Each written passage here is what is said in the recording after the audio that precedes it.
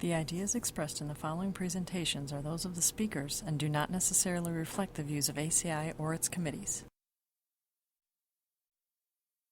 ACI web sessions are recorded at ACI conventions or other concrete industry events and will be made available for viewing free of charge for 1 week. Thereafter, they will be archived on the ACI website or added to ACI's online CEU program, depending on their content. You can earn continuing education credits through ACI's online CEU program. Visit www.concrete.org to register. ACI conventions provide an opportunity for networking and for keeping up to date with the latest in concrete technology and practices.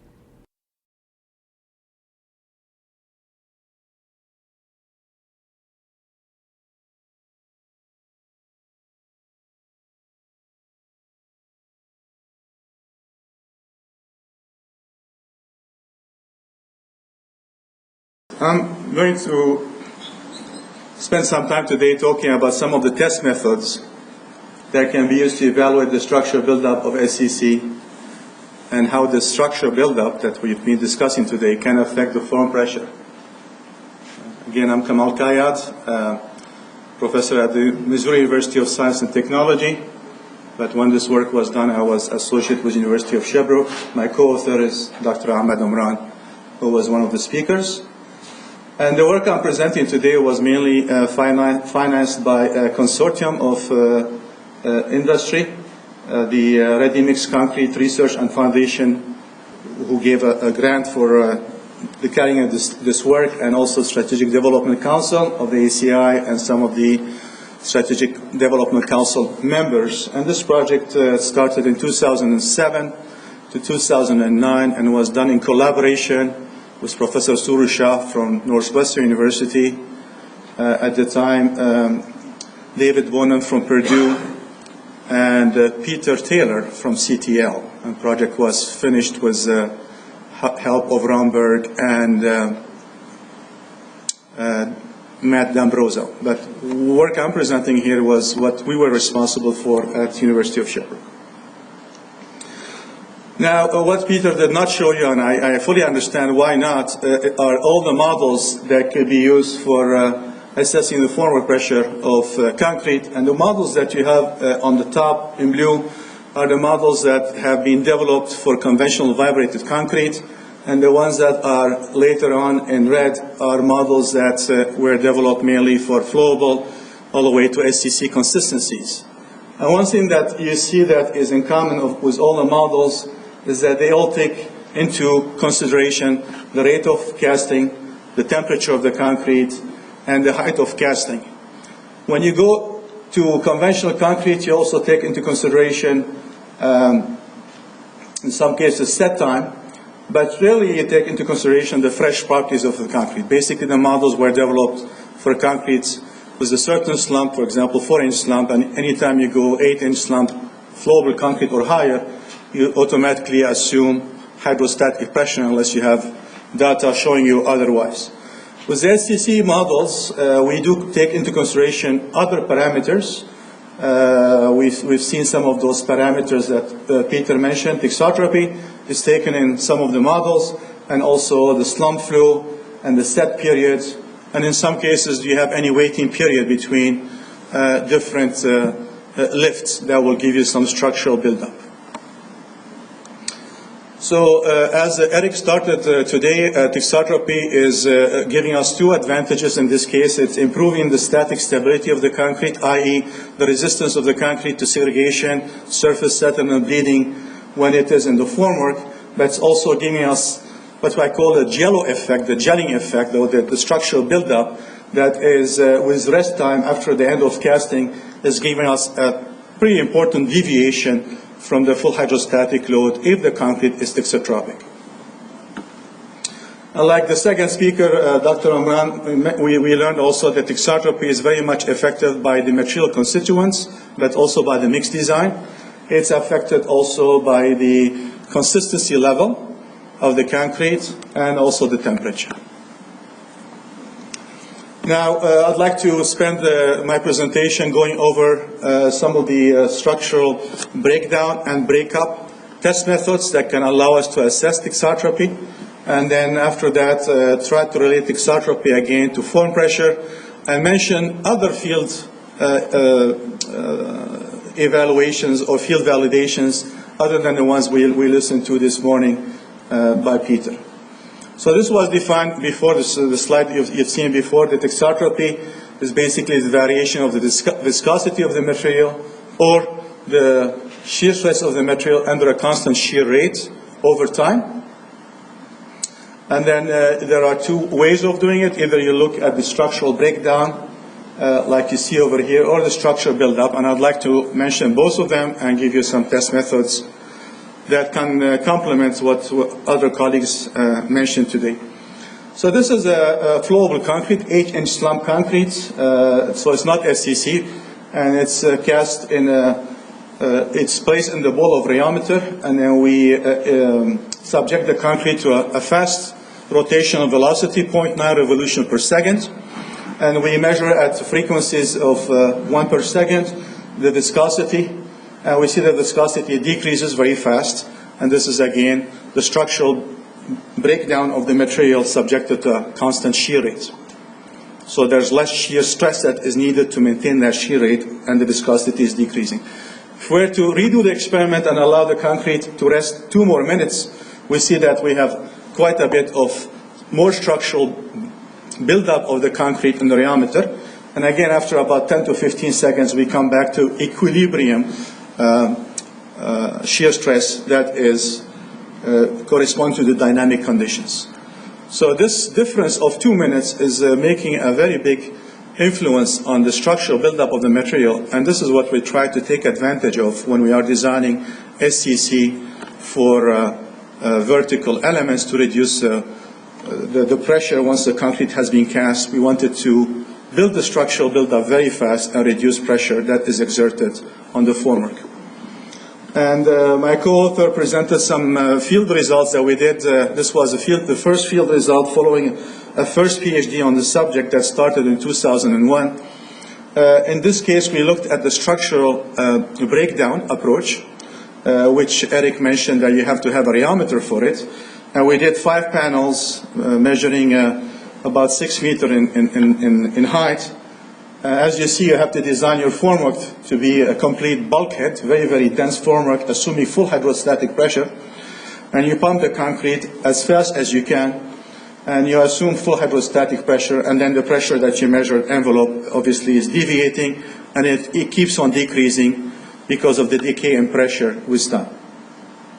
So I'm just showing you here the 2 results, the highest and the lowest pressures that we obtained.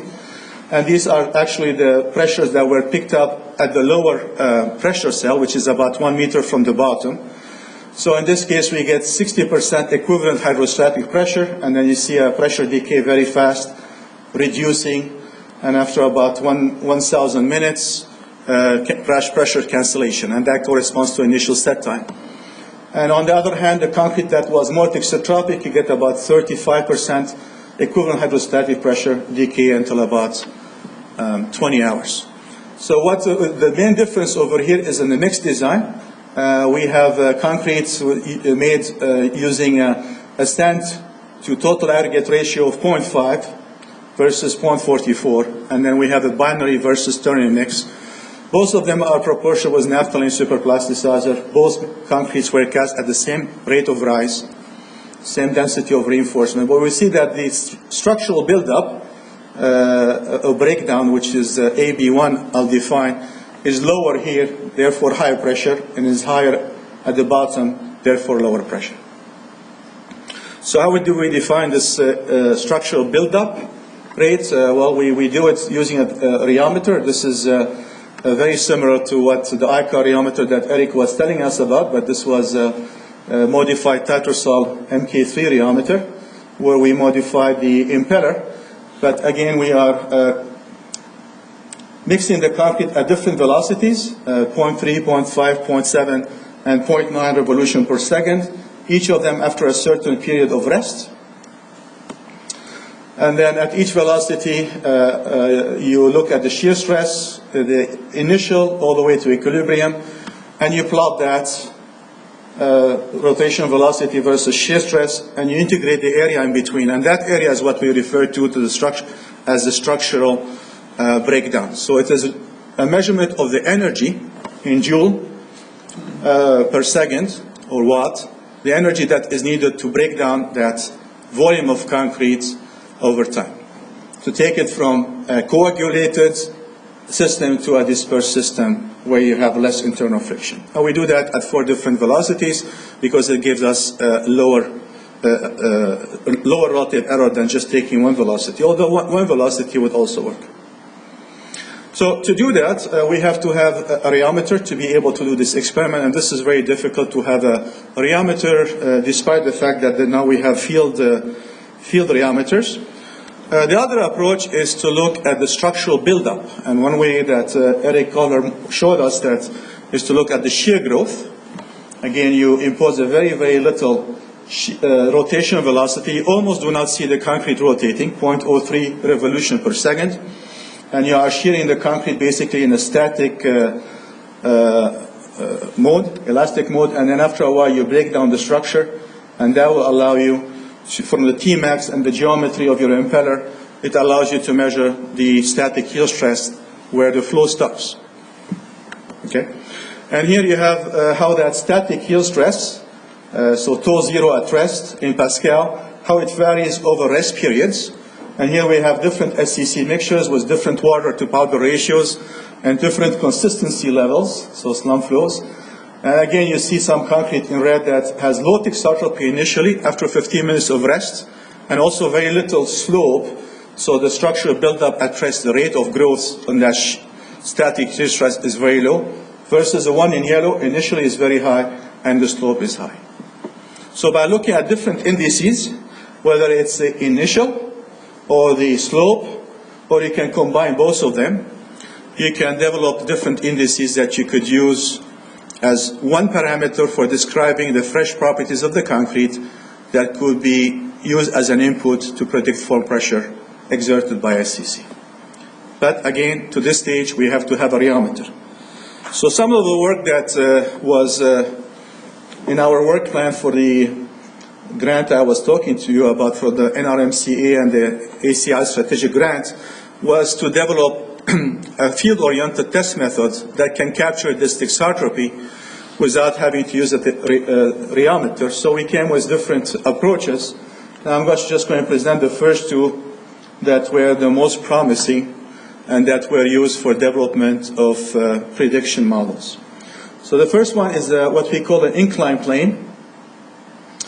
And in it, we have a concrete sample. We did this initially with mortar, and then when we had enough confidence with the results, we went to the concrete scale. You slump the concrete, basically, and then, you cover it. And after a certain period of time, you very gently and very slowly incline the upper plate of that concrete until you start getting a flow. And this is something that was actually described in avalanche type of research on mudslides. So you're looking at the critical angle that will induce a flow, and from this very simple equation that takes into consideration the density of the material, the thickness of the concrete, and the critical angle, we can calculate the static heel stress. So what we do is we have 3 or 4 of these plates, and after different periods of rest, we pick up the plate, and then we can get different critical angles, and those critical angles are basically correspond to different periods of rest. So typically we do the test after 15 minutes of rest, and then 20, 30, 40 minutes of rest, and then we plot a value, and most of the values are pretty linear. Again, we can pick up different indices, either the initial static heel stress or the slope, or a combination of both. So this is the incline plane, a very simple test. And the other test is a test that we picked up from soil mechanics when you look at the shear strengths of clay materials. Much smaller, that we modified it to get a larger test. So it involves the shearing of the concrete using a vane, a handheld torque meter. You shear a vane inserted in the concrete, and we have different geometries of the vein corresponding to different shear rates. And then again, if you look at SCCs of different mixed design, different consistencies, you see concrete like the one at the bottom has very low static yield stress, very low value, and does not evolve over 60 minutes, versus something that has much higher value with a slope that evolves very fast. I have a video here, I hope it works, but this will show you how the test runs, the portable vein. So you have those veins that are pre-inserted in a bucket, and Peter Bilberg can tell you why we have a circle, we don't have a circular bucket, but we have a square bucket so the concrete does not shear as a plug flow, which occurred initially. But you fill the concrete and you basically cover all the impeller with the concrete, and then you cover it and wait for a certain period of time. Again, initially you can wait 10-15 minutes, and then after that you shear it. Another one you can wait 20 minutes. But you're doing this over a certain period of time, and then with a torque meter you apply a constant stress slowly until the material starts to break and flow. So the material over here, you're going to see a circle appearing very soon. And again, you are doing the same thing as the Rheometer does, that you're comparing something that costs a couple of $100 to $20,000-$30,000, you know. Well, maybe some of them are not cheaper, but Rheometers. If you look at the repeatability, we have repeatability both for thixotropic, non-thixotropic mixtures, and both for concrete and mortars. But of what is of interest to us, the thixotropic mixtures, the repeatability varies with time, decreases with time, and you see that it varies anywhere between about 10 to 20%. This is a relative error corresponding to 95% confidence limit. Okay. Now, if you compare your data using the portable vein rheometer, this is again the static yield stress after 15 minutes of rest, versus the shear growth that we obtained using the rheometer. You see again a one-to-one relationship with an R square that is very, very high. So you are able to capture initial static yield stress using a handheld test method versus the rheometer, and the same thing with the inclined plane. If you compare the data, you have about 95% of with a pretty low R square value. So we're pretty confident that most tests are predicting what the rheometer is doing. And here we are looking at the portable vein and the inclined plane, but the other thixotropic index, and that is the rate of the shear growth over time, so Pascal over minute. And again, we get relationships that deviate quite a bit from one for reasons we understand why. But again, can be used to predict the form pressure, or the initial one after 15 minutes of rest, which is what we are shooting for a short period before testing. So this is one of the models that Peter did not want to show you, but what we are trying to do here is to capture in one equation only one parameter that is related to the fresh concrete properties. So again, you have Pmax related to rho GH, the rate of rise of the concrete R, the height of the casting, the temperature of the concrete, the minimum dimension of the formwork, and only one property that captures the thixotropy, which is related to mixed design, consistency, temperature, etc., rest period. And we try to relate that pressure, that thixotropy measurement to a pressure that is developed using another deliverable that we had to come up with this NRMCA and SDC project. And this is a pressure meter that can allow you to predict the pressure of the concrete given a rate of rise and given a thixotropy, but also given a height. So what you do here in this pressure column, you fill it up with half a meter of concrete, and then you close it and introduce an overhead air pressure at a given rate of rise to simulate the casting of the concrete. So over here we have a concrete that we are trying to simulate the casting of a very high column, 40 feet in height, at 10 meters per hour. So we apply the pressure in step function, and then we have the pressure that is measured from the sensor that is in contact with the concrete itself. So the difference here is because of the restructuring of the concrete. And then if you compare a standing column like the ones we saw earlier, standing column of 3 meters versus a column that we have 0.5 meter plus 2.5 meters, you see again the initial pressure is the same and the pressure decay is exactly the same. So it's working. And if we do repeatability, single operator repeatability 4 times, we look at the pressure variation and the decay in pressure and how the pressure envelope varies. And again, we have very, very good repeatability using this. So this is a device that was used to develop those pressure equations where the thixotropy is playing a key role. All right. So with the equation that we developed, and this was done in the PhD thesis of Dr. Amran, we had, during the study, we had the chance of building a very large lab at the University of Sherbrooke between 2007 and 2009. This is a 40,000 square foot facility fully dedicated to research of concrete and structures.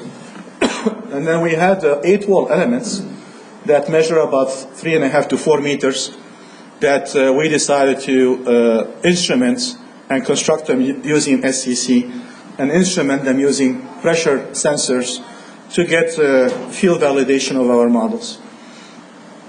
So you have 2 sets of wall elements, 3.7 meter, 4.4. On each wall element level we had conventional concrete, so this is a 5-inch lump concrete, and 26-inch lump SCC of different thixotropic levels. So we had different thixotropic levels, low thixotropy, high thixotropy, and we also had different casting rates, 5 meters, 10 meters, 15 meters per hour. So those are 8 inches walls, fully reinforced. And then there we had to mobilize many graduate students. I believe it was about 17 people. They had to be mobilized at the same time to run simultaneous work because you are dealing with a material that changes its properties with rest period. So we had to do all the SCC characterization and then use those in some of them in the models.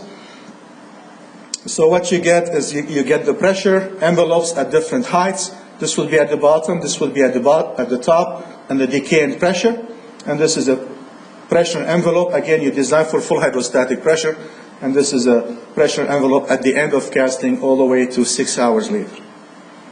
We also went to CTL to work with our partner, who was Matt D'Ambrosa and Rheometer at the time, where we cast some full-scale column elements. And so we have 8 of those, and then we change the casting rates going from 2 all the way to 22 meters per hour. One case we had a waiting period of 20 minutes, and thixotropy was changed from low to medium to high. Okay, and this is what we found in terms of validation of the models that I described. Again, the models here, regardless whether they use the inclined plane or the portable vane, the model after 15 minutes of rate of waiting period is comparing very well to the measured values. Again, those are measured values over walls about 4 meters in height at different heights. And we have 6 walls, SCC, and 8 columns. And you get a very nice correlation, almost 1-to-1. All right, so in conclusion, I think we've talked, many of us today, about the importance of understanding rheology and this new notion of thixotropy.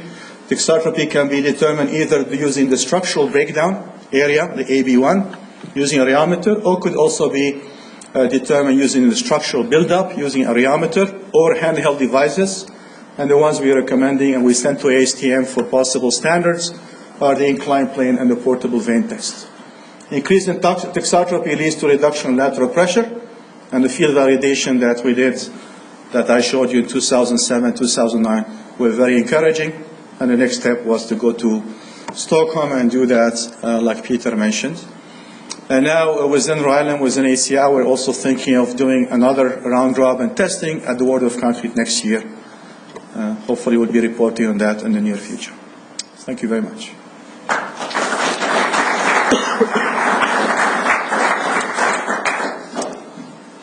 Yes, Karthik. Okay. I'm not kept up to speed with the exact state of this. Currently, Is the current suggestion that you still design for hydrostatic pressure for SCC mixers? Full hydrostatic pressure? Yeah. Well, I mean, a lot of people here are from 347. This question resides with 347 was an ACI, and I think they're still working on this. Lloyd, are you here? Could you maybe just help me answer that question? Where ACI 347 is at this point regarding design? You can come to the microphone and share that. Thank you. I don't think they've got to the point where they have the sense of security that, in fact, we can design it to less than the hydrostatic, and there's a number of things that we've discovered when we've been testing in Sweden and that too, that you've got to bring into the element. So it's not there yet. I'm hoping when we get this next series done in Las Vegas that we've characterized a lot more, but not at this moment. Okay, thank you. So anyway, just try to see for the future. Sounds like you probably ideally you want to have good models which correlate what kind of testing you need in the concrete, thixotropy wise, to see the low. Obviously, higher thixotropy means low form of pressure, so it can probably can demand this is what you want in the concrete and actually test the concrete at the job site and ensure that this concrete would actually satisfy the form of pressure. I guess that's what you ultimately want to go towards, right? Yeah. So you wanna design your concrete mixture and test that property ahead of time. But these are some of the issues that contractors had to deal with, and the next presenter will tell us more about this. When you need to do this exercise, you do it. And obviously, you have to have a simple test method, but you have to have something, concrete itself, that is robust enough that it can reproduce it from a thixotropic point of view, not only from, say, slump flow point of view, which is dynamic, and this is quasi-static or static. So it is complex, but I think we are understanding what's happening, and we're moving in the right direction. And it's a procedure, it's a process. Hopefully, pretty soon we'll be able to incorporate those characteristics in the mixed design. All right. Thank you very much for your questions, and I'll turn it now to Eric Peterson, if he wants to come forward.